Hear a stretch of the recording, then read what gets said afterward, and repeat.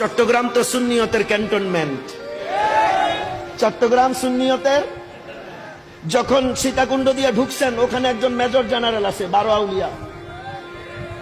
চট্টগ্রাম শহরে ঢুকে গেছেন, ক্যান্টনমেন্টের জিওসি আছে ওখানে, গরিবুল্লাহ শাহ, মিসকিন শাহ, শাহিন শাহে আদালত, শাহ আমানত, সোলজারদের সেনা বেরাক আছে, জামিয়া আহমদিয়া সুন্নিয়া। আরো এদিকে যখন ঢুকতে শুরু করে দিয়েছেন, এখানে একজন খুব গরম মেজর আজিজুল হক শেরে বাংলা। আর একটু এদিকে যখন চলে আসছেন, ক্যান্টনমেন্টের ভিতরে আরেকটা ক্যান্টনমেন্ট থাকে। হায় আগার ইশারা সমঝ গয়ে তো জোর সে বলো। ক্যান্টনমেন্টের ভিতরে আরেকটা মিনি ক্যান্টনমেন্ট থাকে, যেখানে ওই সোলজারদের অস্ত্র রাখা হয়। ওইটা ক্যান্টনমেন্টের ভিতরে সবচাইতে সিকিউর প্লেস। সুন্নিয়তের সিকিউর প্লেসের নাম হলো মাঝভান্ডার।